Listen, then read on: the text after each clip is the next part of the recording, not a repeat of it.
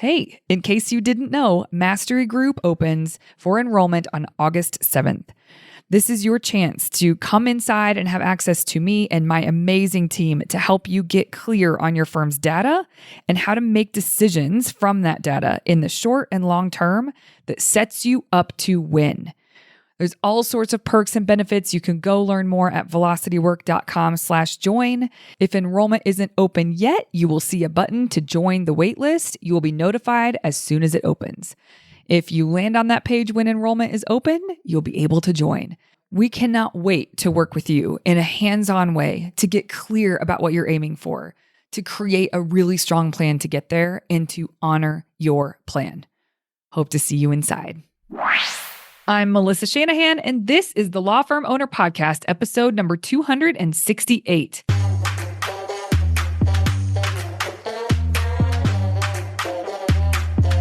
Welcome to the Law Firm Owner Podcast, powered by Velocity Work, for owners who want to grow a firm that gives them the life they want.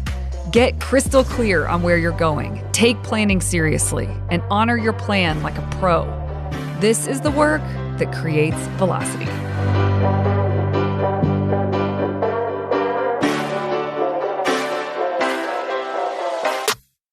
Welcome to this week's episode, everyone. I'm so glad you're here. And we have a guest that you are going to get a lot out of listening to today.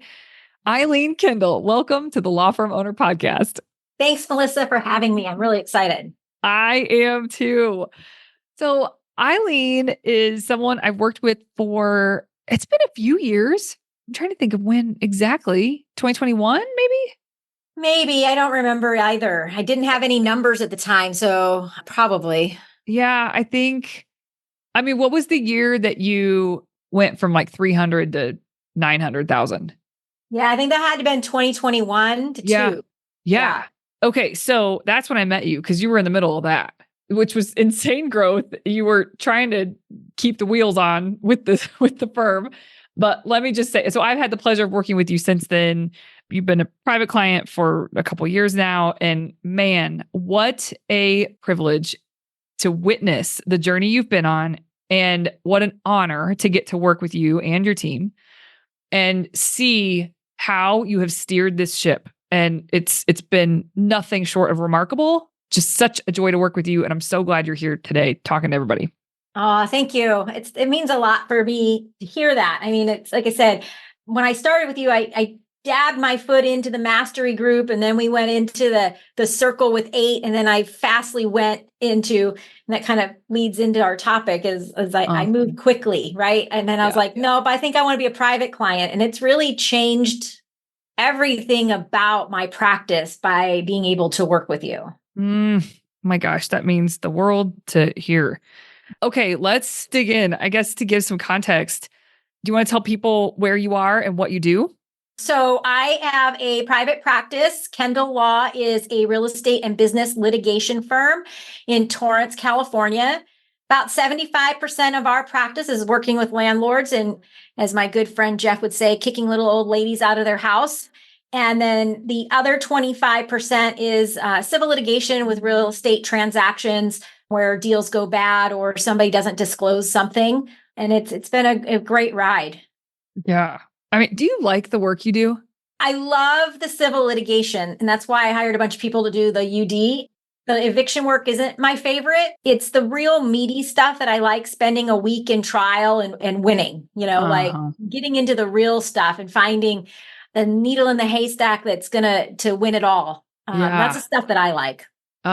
It's so good. Well, I know you're good at it.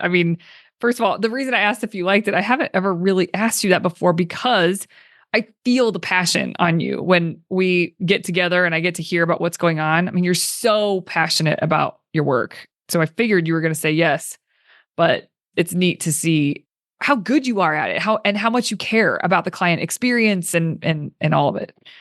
Okay. Well, the reason I wanted to have you on, there's 2 reasons. So we're going to do another podcast. It's going to talk about the second thing. But the one thing, I said this to you the last retreat that we had, the last strategic planning retreat, it constantly blows me away how much you get done in a short amount of time. It is not normal, though I think it could be for people.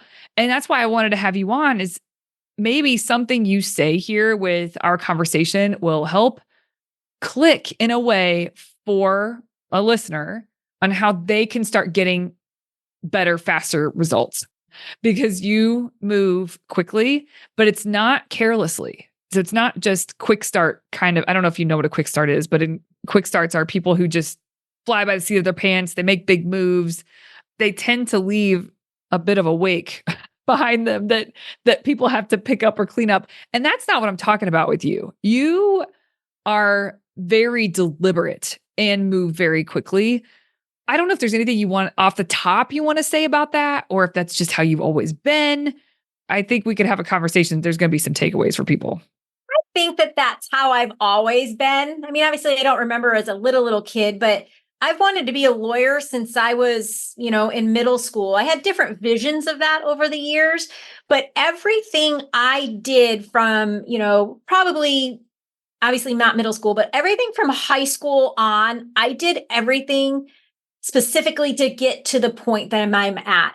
Like I took Japanese in high school because I thought that would be the area of law because it was so like prominent at the time that I knew Japanese and I could be, in the business lawyer and know Japanese. I worked in a law firm. I left California to go away to school because I knew I wanted it. And I knew if I stayed, I wouldn't probably because, you go to the beach and have a good time and not go to school. So everything I've always done had a purpose. And so I think that I was always that way. I always just wanted to be better. I wanted more. Failure's not an option. I mean, I have a childhood that, people didn't think that maybe I would go far. I had a teacher that, really took me under her wings because, just the circumstances of life. And I was probably those kids that you think, oh, they're just going to do off. And it's funny is because I had best friends that had what I thought was the picture perfect family. And they're nowhere nearly as successful as I am. Like I just had that drive just to keep pushing and be better and have more. I wanted something big for myself. Yeah. The word that comes to mind with you is tenacious. There's a tenacity about you that it's almost unrivaled in many ways. And maybe that is a lot to do with what you're talking about, just upbringing and mindset as you were raised, that there's a tenacity about you that I believe you're going to get whatever you want to do. Like you make me believe you just by the way you are, the way you think, and how you show up. There's a lot of people that say that they want certain things and they set goals, and I don't believe them. It's not that I don't believe in them, that they're capable of it. I don't believe that they're going to do what it takes to achieve their dreams. I believe you. When you say it, when you line yourself up with it, it's just a tenacity. It's really, really cool. And the funny thing is what I have now is not anything I ever wanted.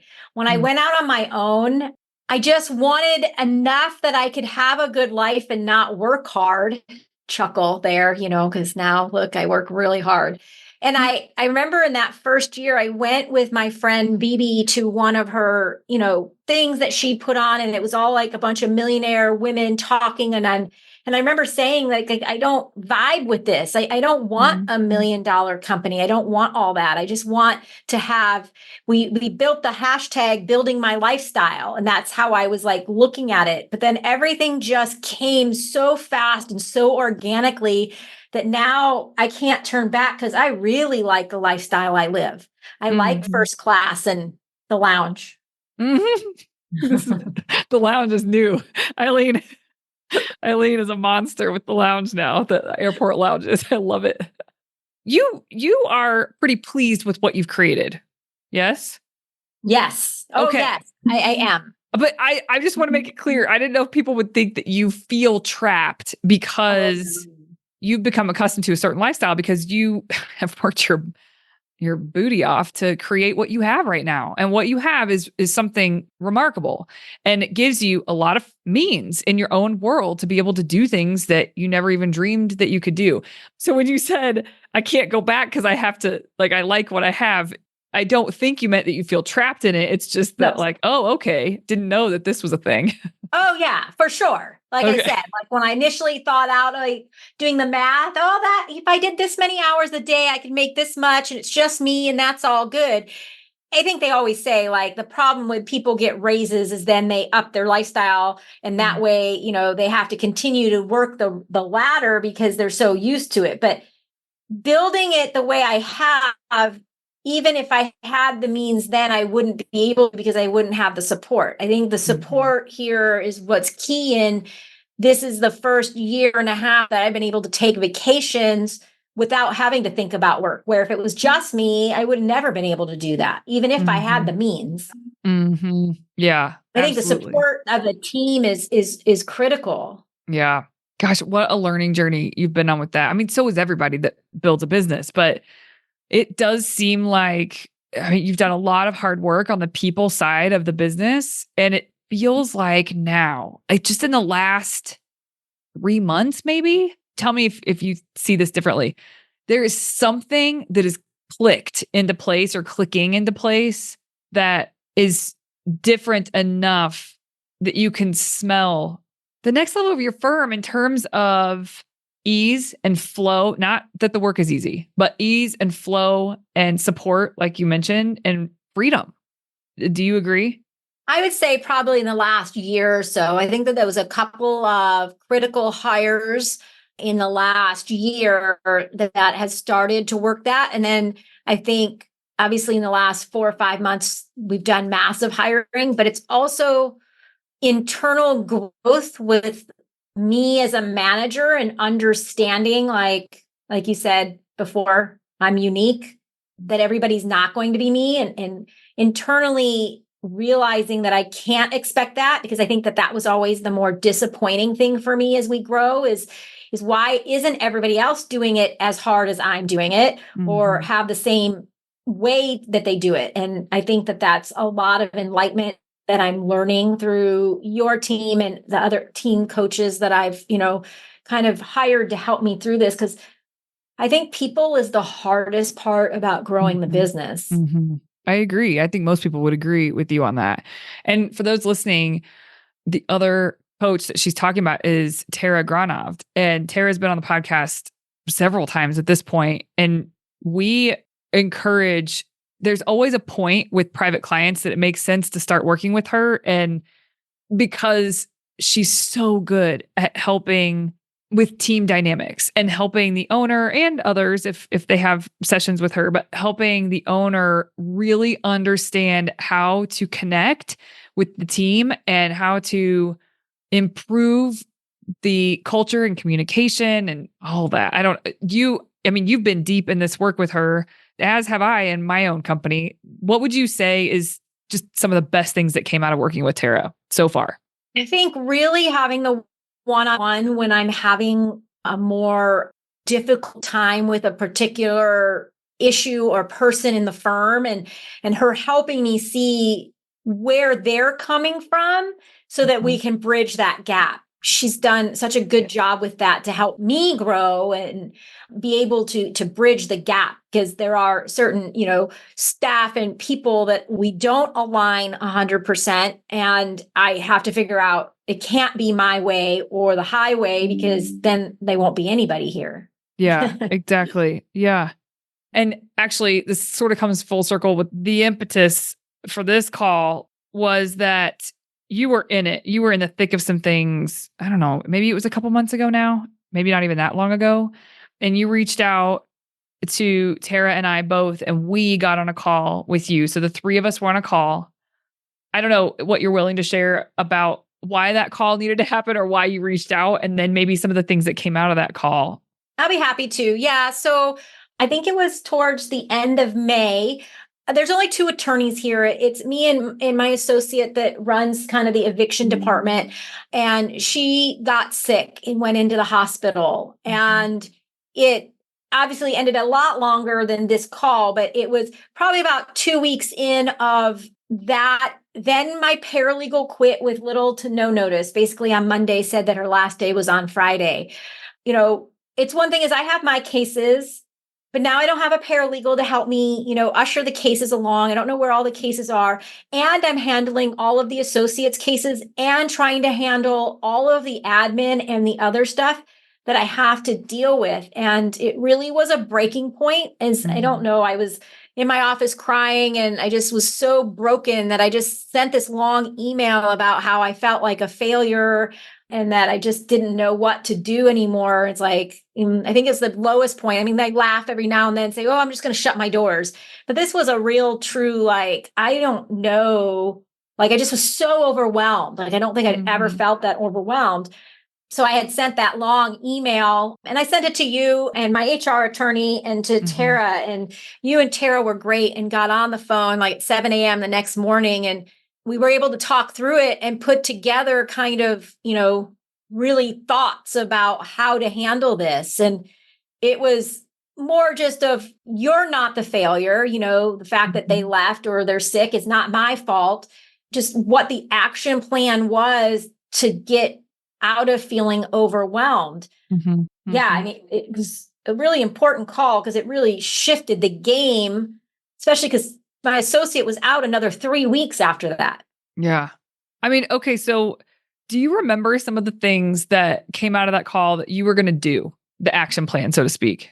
The only one that really sticks out is the one that I'm really terrible about doing is the Monday mapping and mapping out the day and really having a thought process and instead of just going into the day and just being, because I've never been good at that. And I really kind of just started really just coming in and knowing, okay, these are the things that need to be handled on this side and just doing some, not necessarily damage control, but reaching out to clients because they weren't getting responses, and then just hand holding some because of, the delays and people getting in touch because the associate was out. After about a week of that, I was cooking and moving. Like I felt good. I was like, yeah, I got it all done. And, by the time she came back, I was like, yeah, I got it. Also, though, that was right in the window where you knew you had to make some key hires. And I feel like you knew that was going to happen anyway, but you really put your foot on the gas. Or maybe it was already on the gas. I mean, we had our foot on the gas for a while. And like hunting. You were already. It was just getting the right candidates because we had been plugging through a few and coincidentally enough, the big batch came all at once. So we were able to kind of interview. I mean, one of the hires we had interviewed a couple of weeks prior, but due to surgeries, he couldn't start until the new hire. So we had one. And then I think the decision out of that came instead of another regular admin is I wanted an executive assistant. That came out of that. Like, you know what? I think that a big load would be lifted if I had somebody that was making my appointments and making my calls instead of me like fleshing them out to different people or, she's the hire that I'm super excited about. Yeah. I'm sort of trying to think back, but I just remember on that call, there were certain things. I mean, you were in the middle of all the things you were in the middle of that you had to, there was a certain amount of reactivity that you had to deal with at that point. But also from that call, there were certain things to help you be proactive as much as possible. Yeah. And I mean, God, Eileen, I'm thinking back. So you had, I think we talked to you on a Tuesday or Wednesday, and on Saturday, you had a full day of filming booked for something you were doing, and scripts needed to be tightened up. And I was like, there was so much prep for that. It was seriously like everything was coming down on you at the same time. And I remember at our retreat, there was a call we had, and then after that, and then there was the actual strategic planning retreat in June. So about a month after that call with Tara. And all of the things that you had gotten done that you hadn't necessarily planned on getting done. There was plenty of that too. Plenty of things you knew you were going to get done and you got them done. And then there were things that you did that stemmed from that call that I was shocked it was all done. And I shouldn't be shocked because that is literally how you roll. But I didn't think it was going to be possible for you to get everything done. And when you showed up to the retreat, it was done. All of it was done. By the way, though, I think those 4 people you already had decided on the 4 people. It was like all literally done and they hadn't started yet. You had an onboarding process, but you really, really tightened it up. And Yeah, no, we didn't really have an onboarding process. oh, okay. Well, tell them what One, you I was did. doing all the onboarding and Giselle said, stop, you better not do that ever again. And so again, it's a lot of problems of things that are in my head and being able to get them out to other people. And so what I was looking at is what we did is we created on Office 365 an onboarding platform. And how that came about is I wanted like a systematic way to be able to transfer this to my COO and having her have all of the things that are in my head, right? So the list of things, like when a new person hires, I'm the one that adds them to Adobe. I'm the one that reaches out and gets the signature block. I'm the one that adds them to this software. I'm the one that does all that. And I don't have a list for that. I just do it, right? So I wanted something in place for that. And I saw on SharePoint that they had this onboarding template. And I kind of looked at it and kind of tinkered with it and didn't really work the way I wanted to. And I used a VA buying time. And I reached out to them and said, this is what I want to do. This is what I'm looking for. Is this something you can do? They're like, sure. And they started tinkering with it and like throwing these out. And then I started looking at other HR onboarding platforms to see like what they have and what they do. And the end result is amazing. We have this on SharePoint, and for internal, once they have the on hire, you add them in and it creates the tasks for all of us internally to do. So Maria has her list of the things that she needs to do. And then it sets up tasks for them for like setting up your voicemail and setting up this. But also what they did is they created the pre-boarding experience. So there's an email that goes out on Lawmatics that has a welcome video for me, which I don't like video, but I'm starting to do it, that says, hi, I'm Eileen Kendall. Welcome. We're so happy to have you, and all these things. And it has our core values, and it has our handbook, and it has this, and it gives them all the forms ahead of time. And almost every single one of the new hires had everything done and completed prior to coming on. And then it's also just a place for all of the resources that they have. And I had every team member give a welcome. So there's a picture of the team member and welcome to Kendall Law. If you need this, this is what I do. And this is the biggest onboarding we've ever done. I've hired a 1 or 2. Most I've ever done is 2, but we literally onboarded 4 people and it was smooth. It was so nice. Now there's a little hiccups here and there, but compared to the way it's been in the past, I also sat down and created training modules. So I sat down with everything that I could think of and creating an outline. Like if I'm going to sit down with a paralegal, these are every single thing I'm going to touch. And I did the same for Maria when she sat down on the system so that there was nothing missed, because the experiences with that loss of a paralegal was, like she felt good at the very beginning and then felt that she wasn't trained anymore. And that's because we're busy. And I want to avoid that. And if you don't learn from your mistakes, what are you doing? So it's like, okay, well then I'm going to make this experience better. It's still hard because we're still busy. And the fact that it may take 2 or 3 weeks to train somebody on something is a little hard and frustrating because, I think you should get it, but we're working on it. And I think that everybody so far has had really great things to say about this first part of this onboarding process. Yeah. And for anybody listening, when she says Maria, that is her COO. Now my memory is jogged. That was the big thing at the retreat. It was like, you've got to be kidding me. Like you showed us the onboarding Office 365 where it all lives. My mouth was on the floor because it's not like, yes, it is awesome, but it was created in this last month, like during all of the, you being crushed by everything.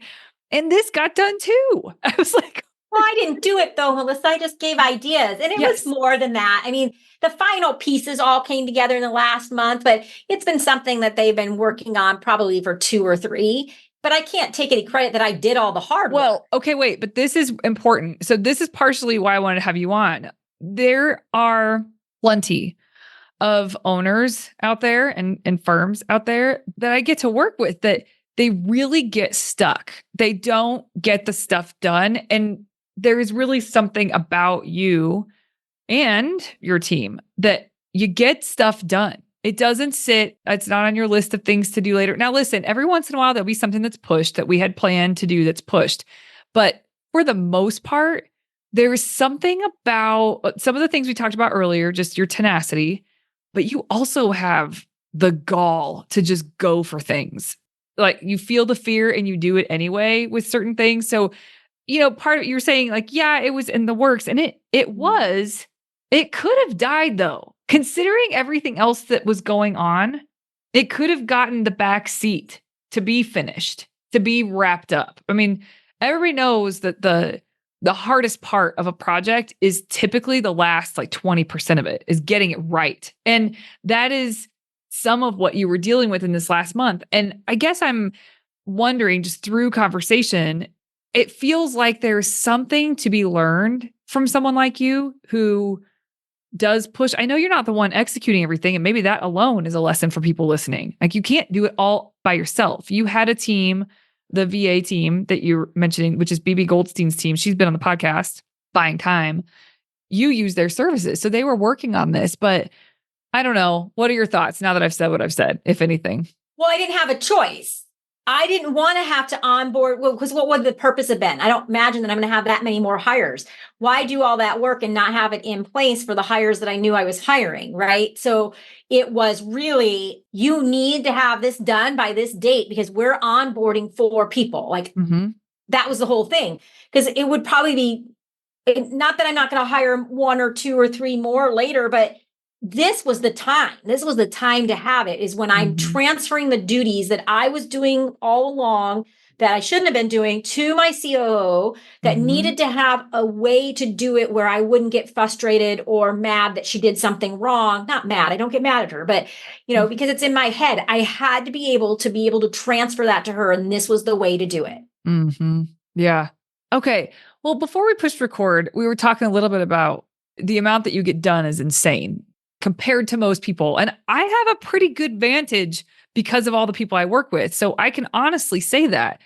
And you're right. In many cases, I'm listening to you. You're like, I didn't have a choice, but it's just different. You operate differently than many, many people. And so, well, you mentioned some of the things you were saying beforehand. I don't waste time. Can you talk about how sometimes you observe others and they're not spending their time efficiently, and you really work hard to do so? So I don't know if you want to talk about that a little bit. Yeah, sure. And like, for example, just in general, like this morning I came in and I knew Mondays are usually a crazy day. And as I was sorting through my 100 emails, my list just got longer and longer. And by 1 o'clock, I had all 12 things crossed off my list, filtered through all the emails, and did some training with the new paralegal because I'm leaving to go out of the country on Saturday and I just have to get all the work done. And to me, there's no option. Like, if I don't do it, who's going to do it? Like my associate thanked me for covering for her. And absolutely. But who else would have if I hadn't, right? And it's more of like, I'm efficient. I'm all about getting the work done at the highest quality, the best way, but being efficient. And I kind of equate that to a trial that I just did where the plaintiff's counsel, I just didn't know even how to do it. It literally was a bench trial with 4 witnesses that took 6 days because he was so disorganized, and just the way that he presented it was like, really, why wouldn't you just have streamlined it and gotten to the same thing by cutting out 20 minutes? Like, time is money, and you want to do it in the best and efficient way as possible. And I've been doing this for a long time, and maybe that's the benefit. Like, I see that in people drafting documents. Like, some of the attorneys that I work with, like, take so long to draft a document that, again, maybe it's because I've been doing this for so long that it's just something that comes first nature, is I can do it in half the time they do it. But again, I'm trying to be good and delegate. And it's like, it sometimes gets challenging because I just want to get stuff done. Not to pat my own back. I'm a very good attorney, and like, I do a very good job. And everybody that ever, I think you said something about that tenacity and that passion. I get that comment a lot. Like, oh my God, you just love to be here. Like, yes. Or even when I talk about my cases, I'm very good at what I do, but I don't do it at the sake of belaboring it. Like, I just don't think there's a point to it. Listen, Eileen, I'm trying to pull out of you the things that you can't see because it's just the way you operate. Like, you're saying there's just no option. But like, if you weren't leaving the country this weekend, you'd still be the version of you that is executing the way that you're executing right now. I don't know. Probably. Maybe you disagree with that, but that's just how you roll. You mentioned earlier, like, sometimes you see people flit around, and yes, like, yeah. when you see that, do you almost feel for them? Because they don't know, they only know the way they operate, right? Like it's easy for you to see because of the way you operate. You can see other people who aren't as efficient and they get in their own way and they, flit around. I don't know if you want to give a definition. Like, what does that mean to you? But I mean, just like la la la around the office, having a chit chat, having that or whatever. I don't feel for them. I feel frustrated when they feel overwhelmed or complain about the workload. Because in my mind, if you were, doing something different, maybe it is you're managing your time well, but there's a lot of that. And I'll tell you, there's some days that I'll be around, hey, what's going on? Want to see pictures of my dog? Like I have days like that. But because I know that I have such a heavy workload of everything I have to do, there's very little of that because I need to get it done. And I don't want that feeling of, oh crap, I didn't get to everything today because I wasted time with my feet on my desk. But when I have a busy week, like I have 10 consultations scheduled this week, I don't have time. I've got to get everything else done. So I'm not chit-chatting around the office. yeah. And I think that that's the thing is, as I don't feel bad for them, it's more of a frustrating that they don't see that is probably the cause of them not getting to all the things that they want to get to or feeling overwhelmed. Yeah, exactly. I definitely see that. And I think you're talking about the people in your office. Is that right? Yes. Yeah. Okay. Yeah. I see that though in other law firm owners, just human behavior. But lawyers are a particular type, and most of them really do try to be efficient and they work hard to be efficient, but they have their own blockers, their own barriers to it. And it is the same thing where they feel this sense of overwhelm. And listen, there's a time and a place where it's nothing that you could have done differently. Like the day that we talked to you and you were really overwhelmed with all the things that were happening, those were circumstances that were happening that were creating a very overwhelming position for you. But there's times where people, they live in constant overwhelm and they do not use their time the way that they could use their time. Just for listeners, this is not just her team at her office. There's a chance for all of us to look in the mirror and see where maybe we're doing that. Where are we creating our own delays?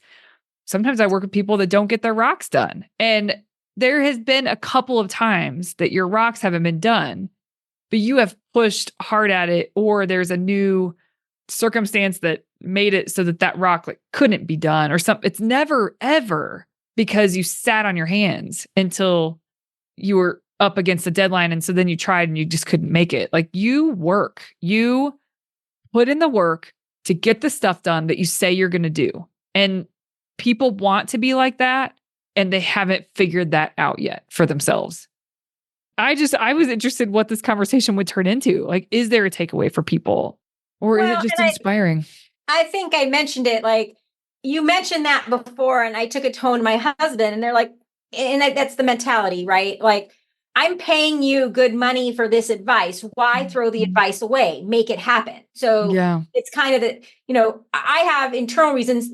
I hired you because I wanted that guidance. Your guidance is what's getting me to those places. And the only way to do that is to do the things you tell me to do. I mean, we butt heads and we fight and don't agree on certain things when it comes to some of that. But at the end of the day, I'm going to do what you tell me to do because that's what I paid you for that advice. Because I'm a lawyer that doesn't have that same, thought process of making it happen. Like I remember, I made my first big hire because of the circle. Like, just go do it. You're not going to regret it. Right. And not that I didn't have a couple of small hires, but this was like a first hire that I was just so afraid to doing. And I think it's a matter of just my personality and the way that I do things. But it's also like, why would I go through all this trouble to meet with you quarterly and have these calls with you if I'm not going to make it happen? Like it seems silly. Well, you certainly do that. And you do not back off of goals. And I know there's one year, it was for 2023, that goal for the year, the revenue goal that I think you backed off of. Like you were pretty set on it. Well, you wanted a pretty high number and I didn't want it. Well, I pretty just high didn't is think it was pretty possible. high is subjective because you've already blown it out this year. Well, I know, but for that year, just given the circumstances, again, the also thing is you want to set goals that you can meet Yeah. or beat. Otherwise, it's defeating. And at that particular year, I thought that the number you had picked, I'm going to push to get to that goal. And it's really disheartening when I don't. Because until last year, I think, and even I don't know if we hit it, I think we still came a little shy last year. That's defeating. And I hate that. And I don't want that. I want to know that I can do it. And there's certain things that I can't control when it comes to the revenue because I have clients that don't necessarily pay. Like we certainly build it, they just didn't pay it. But this year, we've got it. Yeah. Oh, yeah, you do. Well, okay. So wait, go back. First of all, I just want to make it super clear for everybody. You said the number that I picked. I don't just pick a number. It's like strategically you do the math forward and you figure out what's possible and what would be possible if you got certain things into place, et cetera. And I actually don't remember back then because it was like we've worked out the math. You did feel strongly about like because you didn't want to feel deflated at the end of the year. Right. You wanted to feel a win. And that part, that is interesting because actually that is not something that everybody deals with because I really don't believe if you set a goal, but you fall short, that it's a fail. But that's the way you would have interpreted that was that it would be a fail. And I was like, it's not a fail because of look at how far you've come. And by December 31st, so to like for the year of 2023 to hit this number, okay, well, let's just say you fall short, but then February of 2024, your 12-month revenue probably beats what you had set originally for 2023. So to me, it's just not a fail. It's just a way to line yourself up. Now, what has been super cool is because of that, you know yourself best and you know your psychology. And so this year we did 2 goals. One is the goal that you're really working with the team and lining yourself up and systems and all of that. But we have done the projections to figure out like what we think would be possible if you actually did implement all the things you were going to implement. You're even on track for that. I think we'll get close. I don't know based on what we're at. If we have a certain client that pays us what we owe, we're there. There's no doubt. But we're definitely going to be way closer to it than what we're exceeding the other. We're so ahead of the stated goal to the team that they're getting extra incentives based on that. So we're definitely killing it this year. You're right. There's if this client pays, but even if they don't, it's not that far off from the big goal, right? No, we'll be really close. Really, really close. And if they pay, you'll probably be pushed over it. Basically, your more conservative goal is like $400,000 or $500,000 less than the bigger goal, correct? Yes. And the fact that you'll be that much over of the goal, I mean, I think for you psychologically, what we figured out was this works really well for you to have goal A and then like a bell ringer goal on top of that. You have like the standard goal and then the bell ringing goal.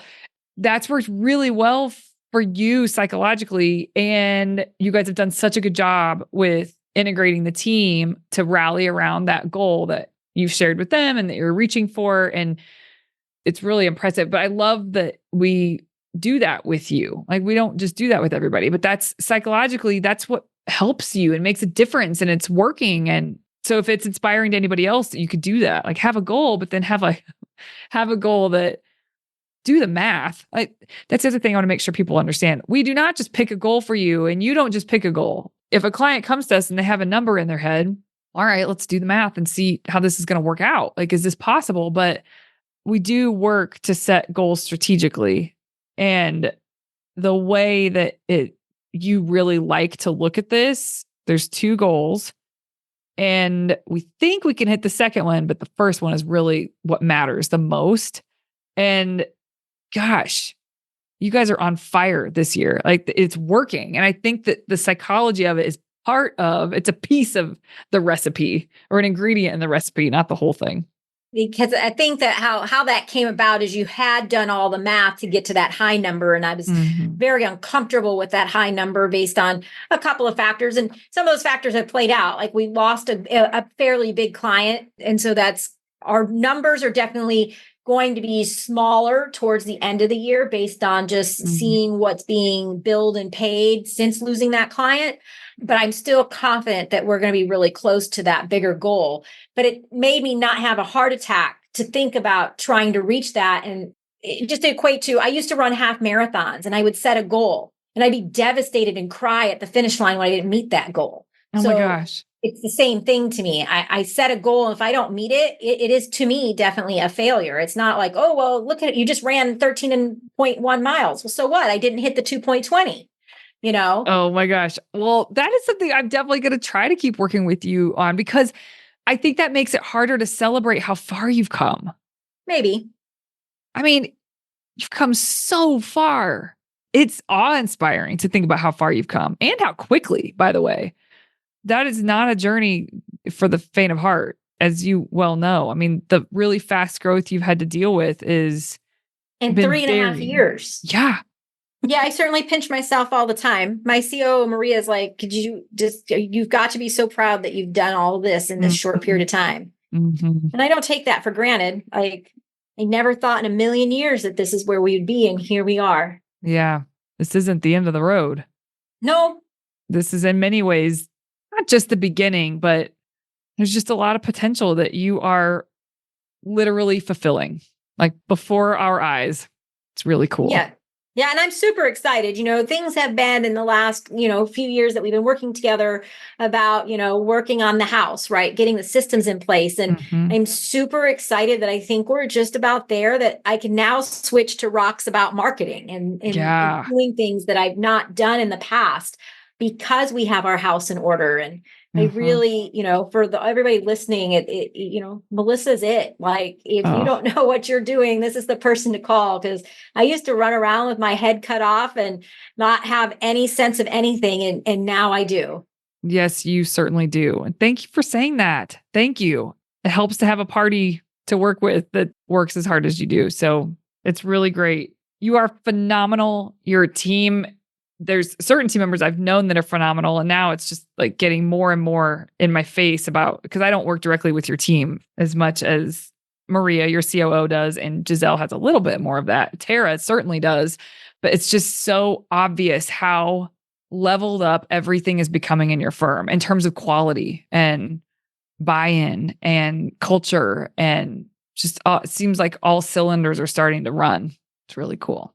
Yeah. Hey, thank you for coming on here. Well, thanks for having me. This has been fun. We're going to have you on again. We'll talk about something else. Sounds great. Thanks so much, Eileen. Thanks everyone for tuning in. We'll see you here next Tuesday. Hey, you may not know this, but there's a free guide for a process I teach called Monday Map, Friday Wrap. If you go to velocitywork.com, it's all yours. It's about how to plan your time and honor your plans so that week over week, more work that moves the needle is getting done in less time. Go to velocitywork.com to get your free copy. Thank you for listening to the Law Firm Owner Podcast. If you're ready to get clearer on your vision, data, and mindset, then head over to velocitywork.com, where you can plug in to quarterly strategic planning with accountability and coaching in between. This is the work that creates velocity.